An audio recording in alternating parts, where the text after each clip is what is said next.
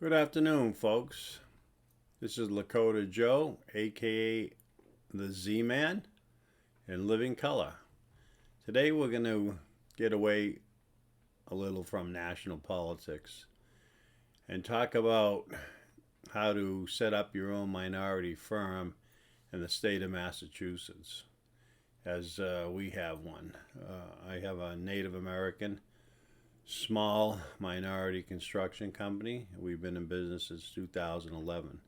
So the first thing I would recommend is you go to the SDO, which stands for the Supplier Diversity Office in the Commonwealth of Mass, and you have to take their program. It's about a 3-class session where you sit in, you find out how to bid on business and what minority businesses constitute Massachusetts. Then once you complete that, you partner up with some of the major construction firms in Boston, like the Gilbanes, the Suffolks, Clark, Skanska, Turner, and several other big firms. And you do joint ventures with them. But the problem is, I don't want to deceive anybody, but straightforward, the scoop is this. If you're not a union shop and you prefer to remain in being an open shop, that it's very difficult to get business in Boston because a lot of the major firms signatories with the Carpenters, Laborers Union, IBEW, Electrical Workers, so on and so forth. Outside of Boston, it's a little different. It's a little more competitive if you're an open shop.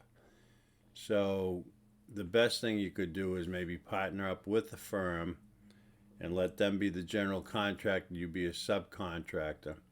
They'll subcontract your expertise, whatever it is in the building trades. The other problem is it's very costly if you don't fall under the umbrella of these larger companies that have deep pockets as far as obtaining insurance, your bonding, workman's comp, etc. The cost of doing business. You need credit with the supply you with your supplies, and it's very difficult to carry that forward unless you have at least a 60, 90 day, 120 day grace period where you have to pay your suppliers that are providing you with materials. So our firm, again, has been in business since 2011. And we were successful in obtaining some projects, smaller projects with city and towns. You can bid off the central register that the Secretary of State comes out with once every other week. And there's about 150 jobs on there, very competitive. And Commonwealth of Massachusetts, under the State Procurement Act, requires that you get the business, all things being equal, and you're qualified. They have to go with the lowest bidder. Now, the way they get around that sometimes is you'll find anything over $25,000 in value for a contract, you have to get multiple vendors to bid on it. But what they do a lot of times is they do what they call split bidding. So they'll take that $25,000 and maybe divide it up in 3 different jobs so it comes under the $25,000 amount. Anything over a certain amount, after that threshold, they are required to get multiple bidders. And then they are required, obviously, to go with the lowest bidder, as I pointed out. Now, we've had several contracts that were awarded to us. One was a $350,000 contract, and the other one was $80,000. And we had the contract signed, but at the last minute, something came up and the contract was taken away from us.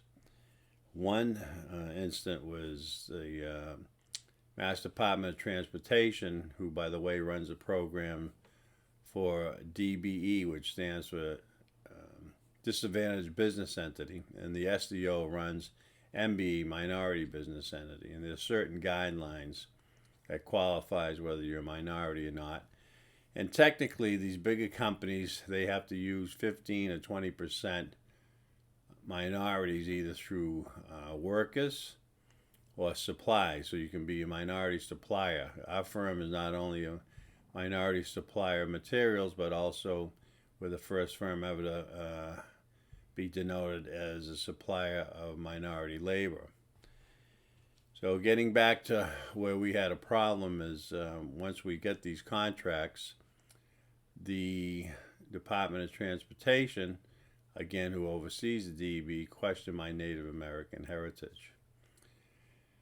Now, it's up to your tribe. As long as your tribe is a federally recognized tribe by the federal government, it's up to your tribe to qualify your bloodline, and if you're an enrolled member, which I had been an enrolled member since 1993 in good standing. But they questioned my bloodline. They told me that percentage may have changed and we would no longer qualify for this contract. And they also contacted a general contractor from Rhode Island who had hired us and said we've been investigated. And as a result of that, they stripped us of the contract. So we have a couple suits against the Mass Department of Transportation right now pending. The federal EEO, which is the Employment Equal Opportunity Commission, and also the MCAD, which is the state level Massachusetts Commission Against Discrimination. So we're filing suit against these firms, questioning why they informed general contractor that we had the business, and then they subsequently, because questioning our percentage of Native American blood, we lost those contracts. So it's kind of disturbing. The other problem you have getting business in this state is when you subcontract with these larger firms like Suffolk out there. We took their classes, and the first thing they told us, their project managers, make no mistake about it, you people don't get paid until we get paid. Well, they have a lot deeper pockets. They're a multi-billion-dollar firm, and they can carry their workers, and we can't. Again, you got to pay your employees weekly. You got to pay off your suppliers and creditors for the materials they're providing you with.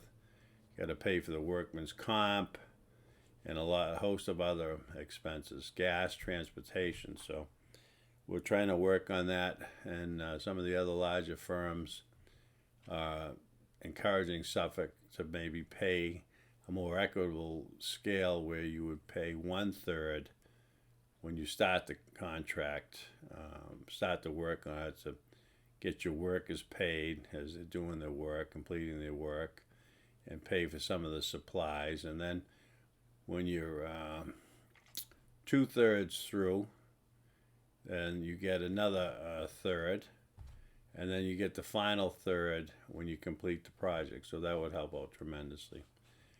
But once again, it's very competitive, very difficult environment, and there's a lot of politics involved, sort of like pay to play, how you fit with the current administration. Believe it or not, it's true in today's day and age. And I'm kind of disappointed in the city of Boston. They trail the entire country for any major city. The Walsh administration wants to be the forefront and leaders in promoting minority businesses, but yet last year there was $658 million in contracts, and only less than 1% were given out to minority firms. So that was frustrating in itself. But you know what? You got to hang in there and try your best and do what you can. And hopefully I've shed a little light upon what you need to do to grow your minority business. The best bet, again, I think is, and going union, by the way, is very expensive as well. You got to pay union wages, which are high, and you got to meet all the mandates. Even if you're not union, there's still the state of Massachusetts has set wages that you have to abide by. So much for a laborer per hour, and then a foreman, obviously, then the manager. They different pay scales, but they're rather expensive too. So it's a very difficult business, and if you try to pursue it, I wish you the best of luck. It can be very frustrating at times, but also very rewarding when you do get a contract. And the main thing is you put in minority as a minority employer, we're putting minority workers to work, which is a good thing as well. So hope you enjoyed this small, short tutorial of what you have to do to be a minority company in the state of Massachusetts. Hang in there. Merry Christmas and keep the faith. Thank you.